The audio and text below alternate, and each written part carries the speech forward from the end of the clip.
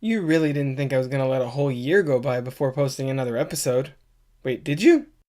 Welcome to the Crooked Table Podcast, where we discuss the world of film from a fresh angle.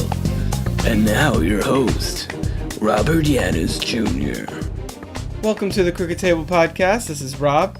And it's been another long absence between episodes here, another long gap. Unintentionally, I must say, as usual. I think it's just the convalescence of the holiday season and everything that entails.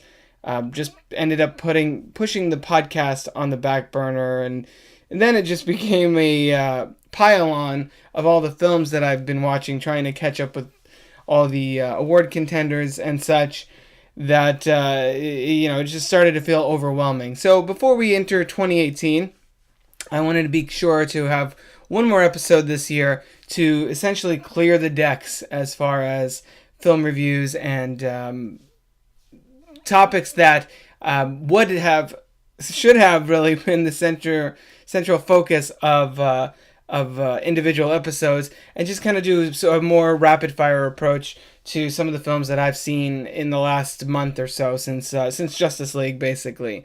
Going forward, I'm trying to come up with a new approach to the podcast a little bit that will take a little bit of a different... I mean, the whole point here of this show is the world of film from a fresh angle, so I'm trying to take a little bit of a different perspective, not necessarily pump out reviews every week.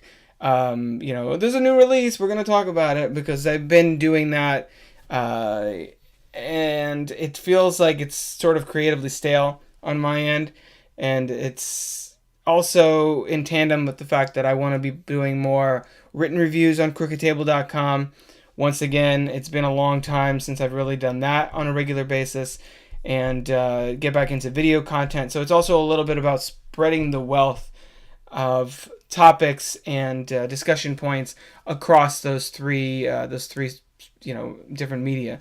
And for this episode, it's just, like I said, about sharing my thoughts about big notable films that have come out that I've seen, and that way we can go into the new year, and I have already put on record my thoughts on a myriad of films that are currently being discussed in the awards conversation and such. Actually, this episode, there are 5 films that I want to be talking about, and I think it's a pretty good chance they're all going to be at least nominated, if not win, Academy Awards next year when that day does come.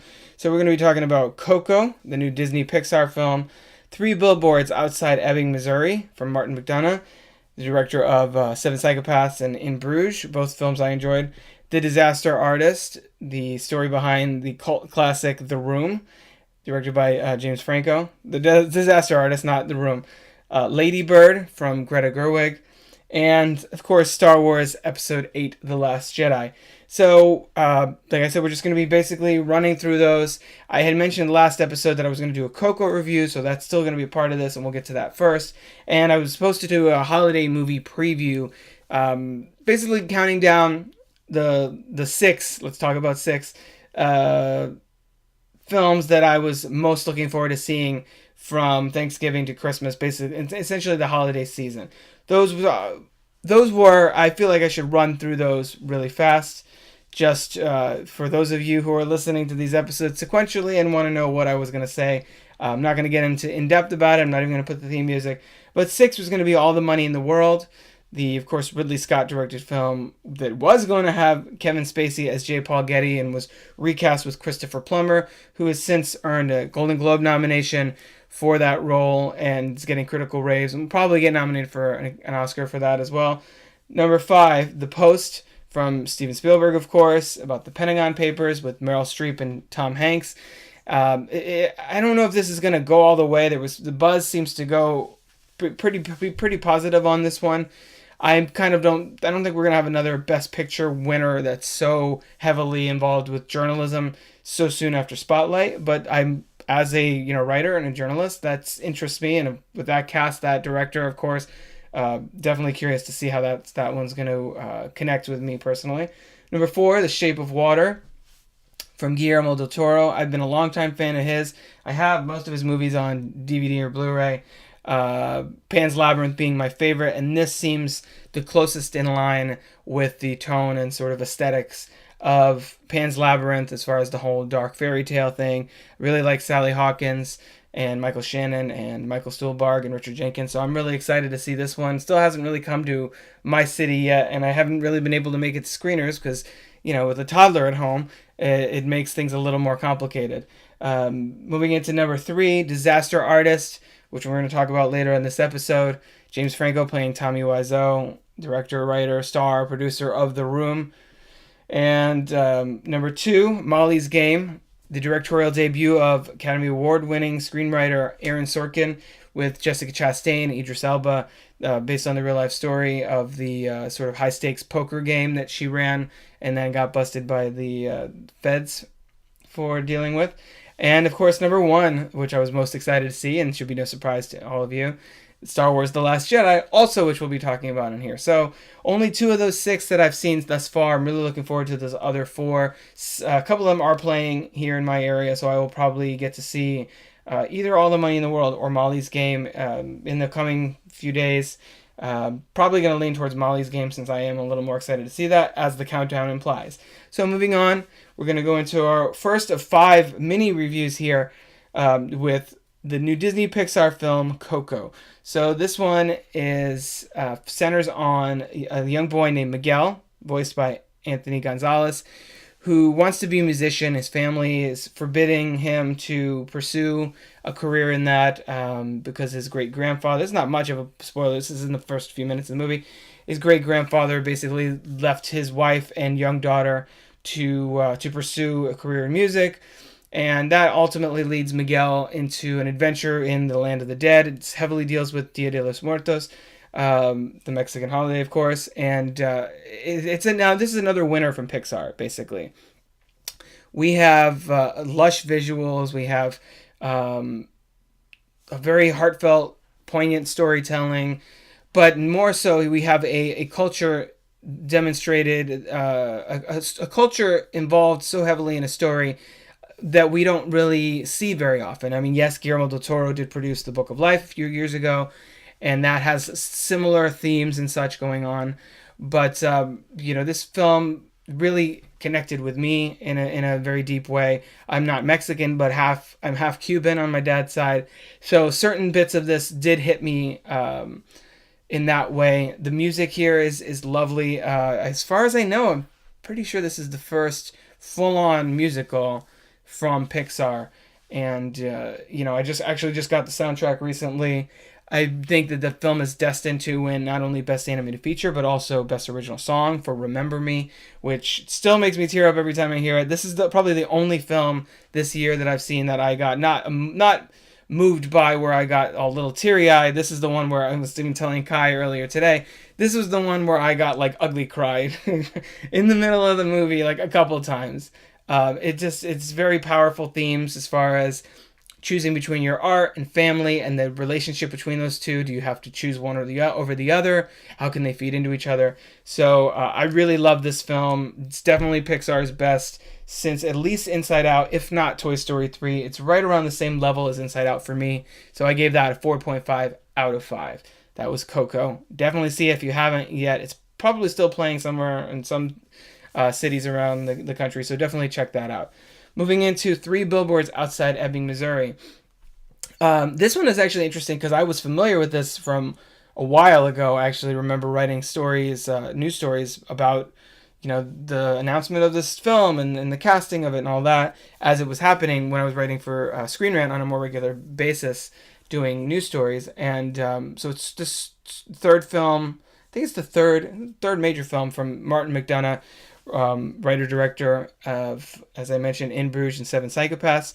This one stars Frances McDormand as a mother whose daughter was raped and murdered, and she takes out 3 billboards in this small town, calling out the local sheriff and asking why her daughter's killer hasn't been brought to justice. And from there, it spirals into this whole morally complex tale of revenge and obsession and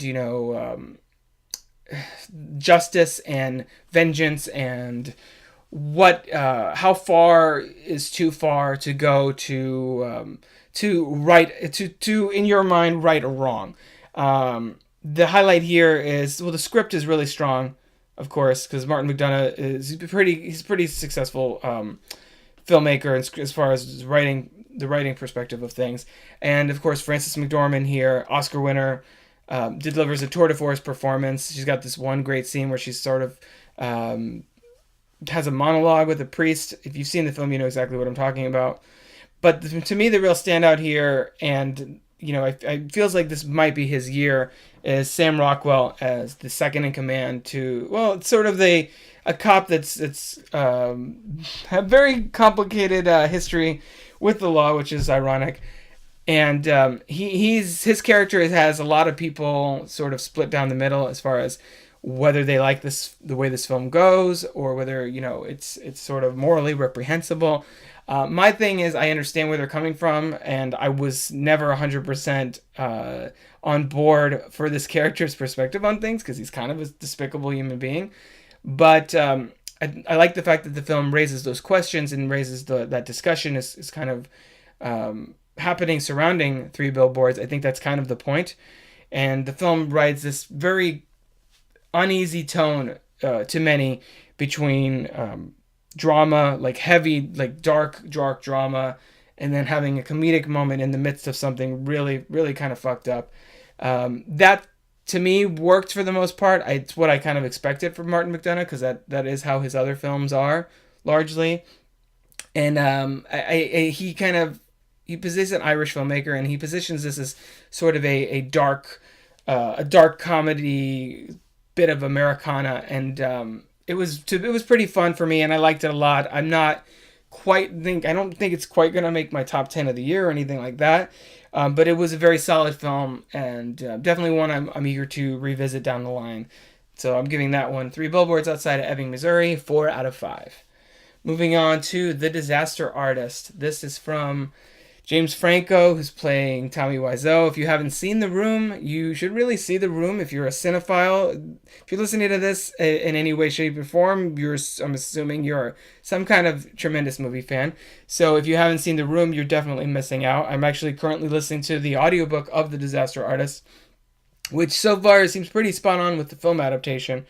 And James Franco is really strong here as Tommy Wiseau, this mysterious, aspiring actor who just decides to make his own movie, writes a script in a short amount of time, and the resulting film ends up being essentially a disaster, as the title would imply, but creatively a catastrophe, and has basically gone down as one of the worst movies ever made.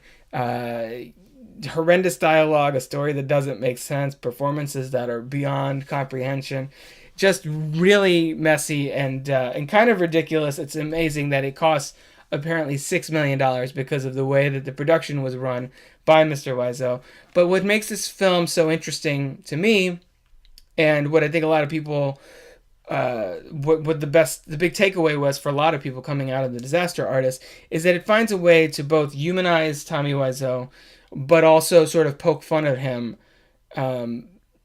It pokes fun at him as sort of a clown figure in a fashion, but it really humanizes him and shows you where he's coming from, that his intention is pure, that he has a sort of childlike naivety in a way for how he wants to make his dreams come true, and that part of the story is inspiring.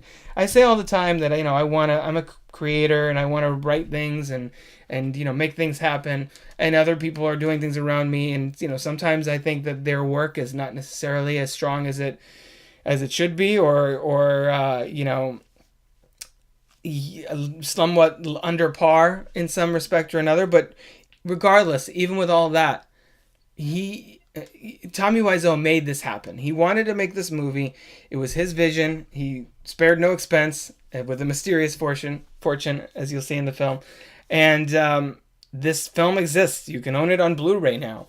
Is it great? Hell no. It's a fucking terrible bullshit movie that makes no sense. But it's fun to watch, not in the way he intended, but he made it. He wanted to make it, and he made it, and it exists. And that's why, with kind of off-the-wall ideas like what The Room ended up being, as opposed to the ode to Tennessee Williams that Wiseau was really intending, I gotta give him props for that. It's why I gave some of Kevin Smith's most recent movies, Tusk and Yoga Hosers, I was a little lighter on them than I probably should have, because he wanted to make this weird fucking movie about a guy that turns another guy into a walrus, and he made it happen. And it's a movie that exists. Is it for everyone? No. But it's out there because he made it. And, you gotta, as much as the movie is, I'm mixed on Tusk for the most part, you gotta admire that kind of determination and willpower to make what you see on the page come to life on screen and get other people to buy into your vision. So from that respect, I think The Disaster Artist is pretty inspiring. It's also really funny, and James Franco has, go figure, great chemistry with Dave Franco, his brother, who plays Greg Sestero, the author of the book that the movie's based on, and the second lead, essentially, in The Room itself. They were great in it together. Dave Franco, I'm usually someone I'm pretty blah on, but he was very charismatic in here and had that sort of vanilla-ness that Greg Sestero has, and that he's a blonde white guy and wanting to be an actor and has a little bit of a pretty boy vibe to him, which Tommy Wiseau points out in the film. And I think that, it really comes together in a satisfying way. Now that I'm listening to the audiobook of The Disaster Artist, I have an even slightly better appreciation for the film itself. So this rating may go up over time. Over time. But as of now, I think we're going to stick with 3.5 out of 5 for The Disaster Artist.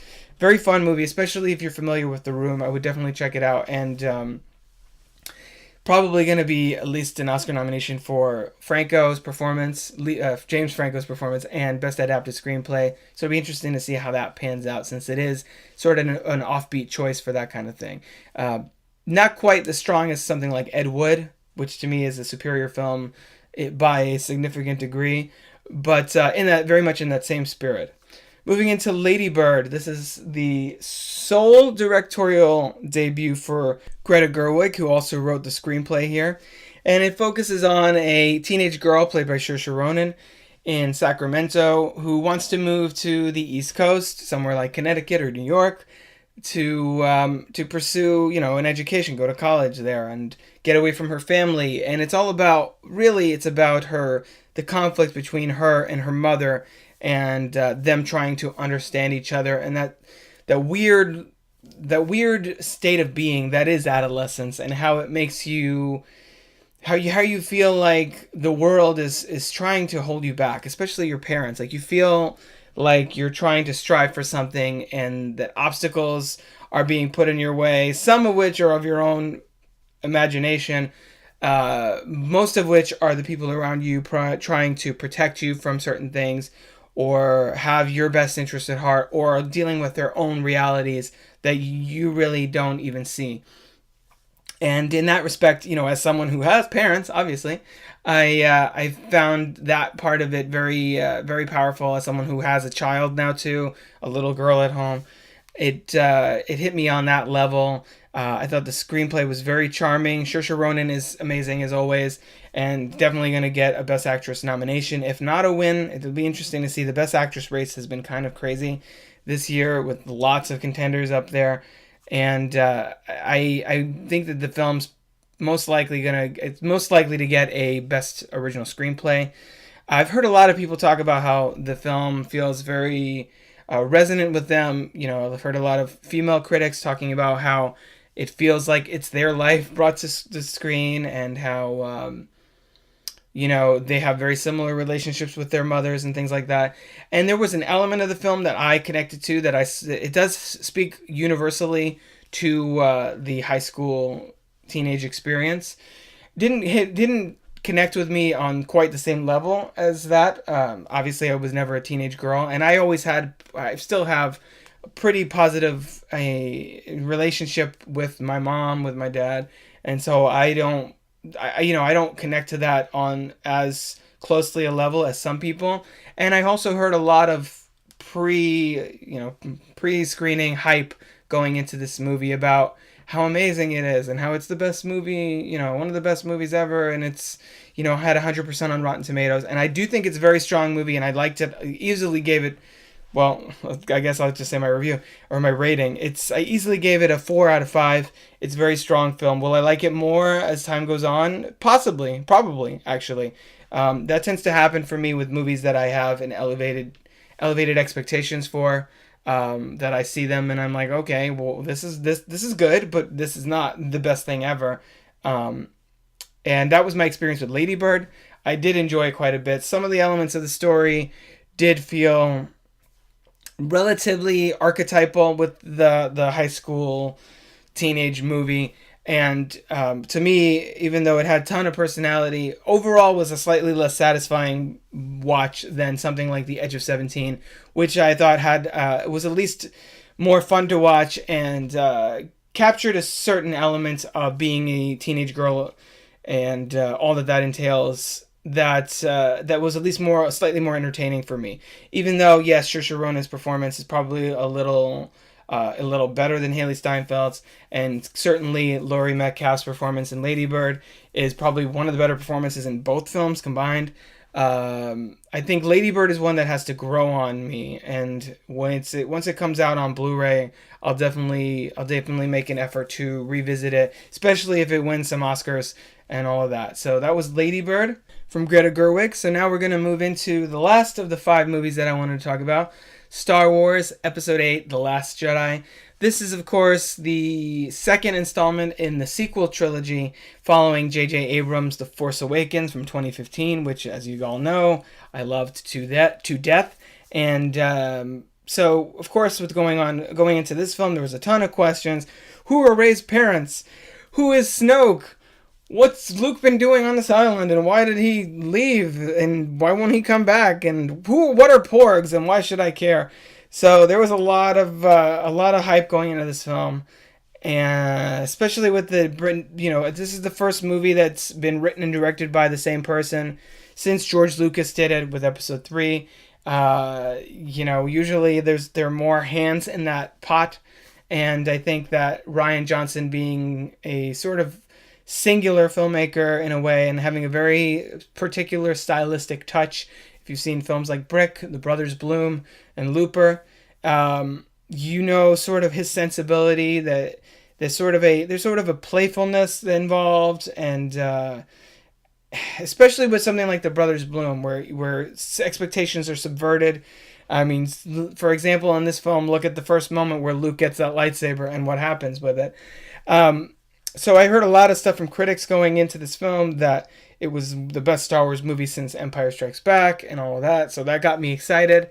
And after seeing the movie, because I saw it the opening night, the Thursday night before it came out on the Friday the 15th, and the polarizing reaction from fans has been kind of crazy. Just within my own social circle, I've seen a lot of people like, oh, I really hated that. And I don't know if it's that the film offers something so fresh that it doesn't feel like other Star Wars movies, because in a way that's certainly to me what I feel is the film's strength. There's a lot of interesting development that goes on with the mythology. There are new elements to the Force.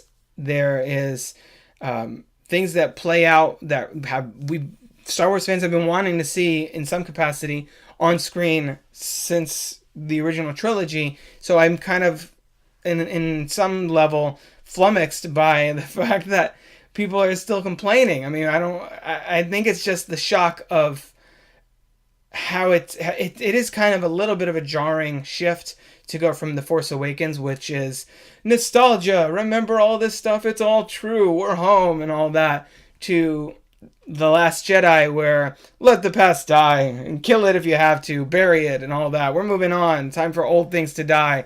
And I personally love that meta part of it. J.J. Abrams had said with The Force Awakens that they needed to take a step back in order to move forward, to sort of refresh the brand.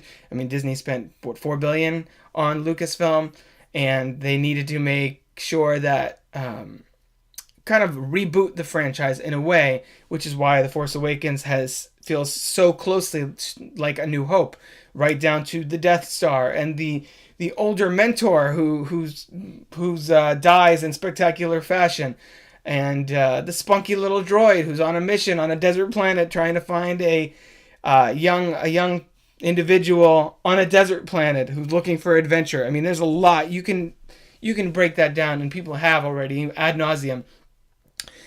But I think The Last Jedi was where the real challenge was going to be, in not coming across like an Empire Strikes Back clone, but actually propelling the story into new and interesting directions. And I thought that Rian Johnson really pulled that off. There's a lot of surprises here, which, when was the last time we had this many surprises in a Star Wars movie?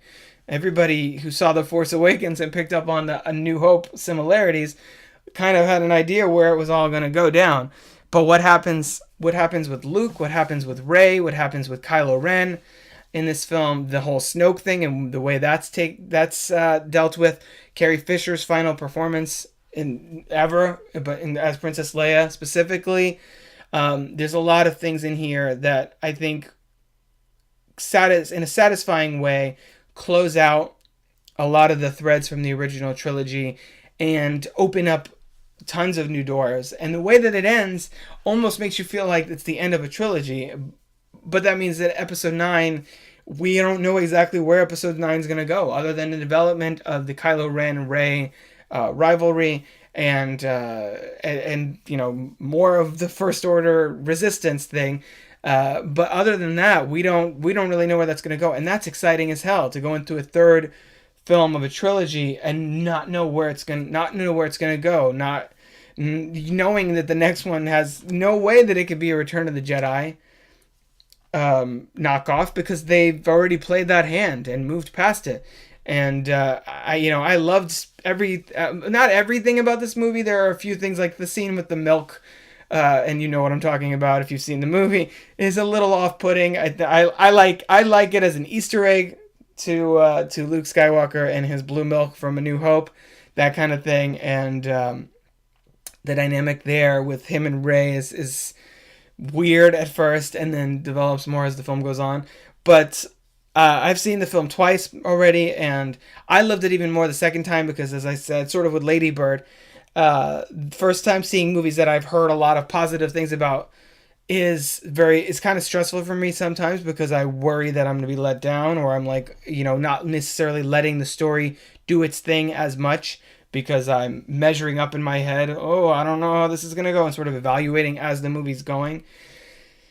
And with Star Wars, which is a franchise, essentially my favorite film franchise, it was even more so the fact that I was like everyone else, wondering where all this how this was going to play out, and where they were going to pick up from The Force Awakens with everything.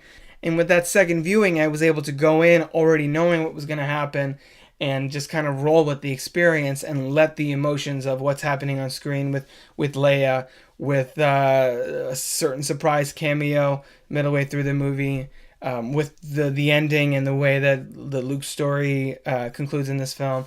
All of that stuff hit me much more emotionally this time, now that I didn't have the pressure of, oh man, I don't know where this is gonna go. What if they jack it up?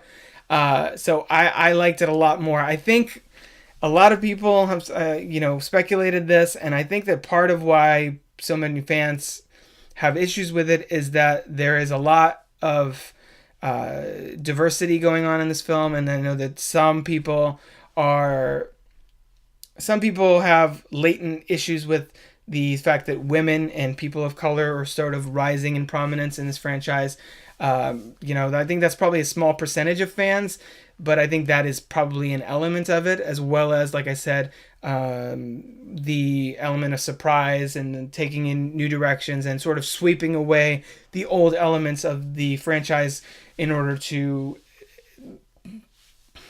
put an end to the Skywalker saga part of things. for obvious reasons, I'm not gonna get into all of that, but you can very much feel that part of this franchise sort of winding down, and that episode 9 could in many ways conclude the 9-part story of the Skywalkers, Anakin, Luke, and spoilers, I guess, Kylo Ren, and those 3 generations, and ultimately where that leads the galaxy, and open up for Rian Johnson's planned trilogy, which we have no idea what it's going to be about. So I'm excited to see that. I really loved The Last Jedi. Is it a perfect movie? No, I have issues a little bit. Some of the Canto Bight stuff with Rose and Finn feels a little bit overextended and a little bit too tangentially related to things. Also, Benicio del Toro performance is a little bit jarring. He feels to me very much like he's playing the hobo from Polar Express at times, with a stutter though. And his character, I could have kind of done without, or at least played it differently. Plus, it felt like a little bit too much like stunt casting. I thought Mark Hamill was tremendous and the best performance in the film. Adam Driver is one of the best movie villains of the last decade, easily. And I think, and I wrote an article about this for Cheat Sheet, I believe, that pissed some people off. I think that his character, if you go with Force Awakens versus A New Hope, just those 2 films, I think he's already more complicated, more complex, more fascinating than Vader was in that initial first film, because it's just a dark figure in a mask walking around ominously, and of course that was part of why he became such an iconic villain. But I think Kylo Ren has a whole different element to him that is interesting, especially with the meta factor of that he essentially wants to be Darth Vader, and that he's basically a Darth Vader cosplayer in some ways, especially in The Force Awakens, and of course that it comes to sort of an abrupt end early on in this film. But the fact that these movies are about, the first one is about restarting the franchise and getting things back on top and making sure that people still love Star Wars. And this one is about, all right, now we're transitioning out of that. It's fascinating for me to see what this episode 9 is going to be, with J.J. Abrams coming back, if he's going to retcon any of the stuff that Rian Johnson sort of switched on The Force Awakens, and where this is going to go. Is The Last Jedi my favorite film of the year? Possibly, probably. I'm right now. It's hard for me to ever go to 5 right out the gate, 5 out of 5. But this is easily a 4.5 out of 5. And for those of you wondering, I would rank it. Especially, I was waiting for after my second viewing to sort of confirm this. I would rank it right after A New Hope, I'd rank it after number 1, Empire Strikes Back. Still, number 2, A New Hope. Number 3, The Last Jedi. Number 4, Force Awakens. So it edges out its predecessor by a little bit, just because I loved the surprising directions it went, the twists and all that. I really enjoyed that a lot. And having recently watched The Brothers Bloom for the first time, I could see a lot of Rian Johnson's DNA from that earlier movie kind of carry on into this, as far as the way his finales are structured, and sort of the way some of his characters are drawn out. But The Last Jedi was a tremendous triumph for me. I'm one of the people constantly posting on my personal Facebook page being like, yeah, that's right, 700 million worldwide, 800 million wherever we're at now. It's not going to make this amount of money as The Force Awakens, of course, because I don't think any movie will for a while, probably until May, when Infinity War comes out. Maybe that'll do it. But the second movie in a trilogy like this is not usually going to do that. The Empire Strikes Back and Attack of the Clones are both the lowest grossing of those trilogies, and I think that's probably going to be the case with The Last Jedi. It'll be interesting to see in Episode 9 if the grosses go down even further because of the fans that are pissed off about things. Some of them don't come back. I kind of find that hard to believe, just because the ridiculous petition that's out there to strike The Last Jedi from canon, it seems so ill-conceived, and such a small portion of the audience when all is said and done. I mean, we're talking about 220 million this made opening weekend, and couple 100,000 signatures on this thing. I'm like, oh, okay, yeah, they're really hurting. Disney's really hurting if you guys don't see the movies, and the rest of the billions of people across the country and the world are all about The Last Jedi. So it's weird to me to see the divisiveness between the fans and the critics. Everything. 2017. It feels like a way to end 2017 with a movie that's super divisive like this, and that's just kind of been the theme of this year in general. So, on that note, 2017, go fuck yourself. It's been kind of a crazy year. The news cycle has been exhausting. No matter where you are politically, it's been a mess all over the place. People fighting over things and all these tragedies in the news and all that. So let's hope there's something great happening in 2018. Let's hope for things to continue to improve. Positive attitude going into the new year. I'm all about that. Already working on my air quotes resolutions, whatever that means anyway. Pretty much I'm all about constant self-improvement of my life, my situation, my family and stuff. And, I hope the best for you, all of you listening and your families.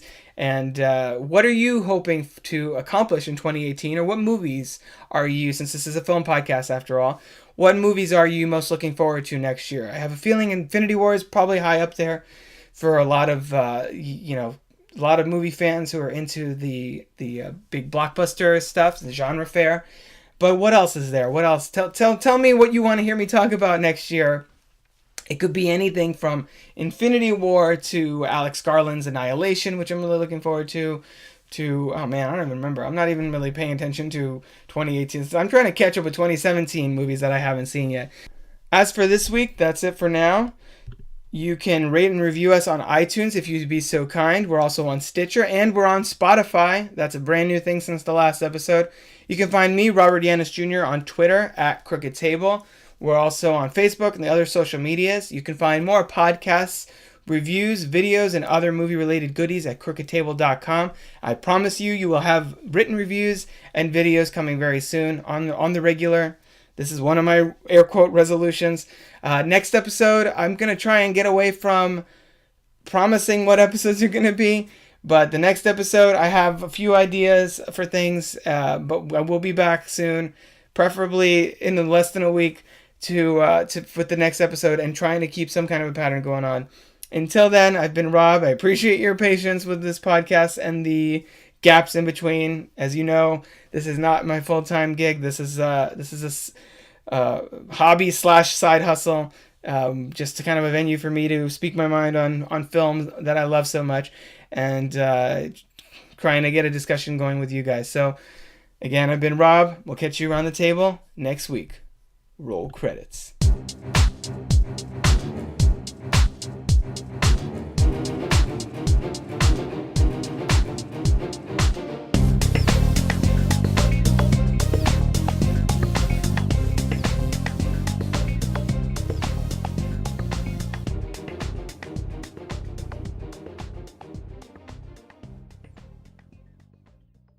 This has been a production of crookedtable.com. All rights reserved. CROOKED.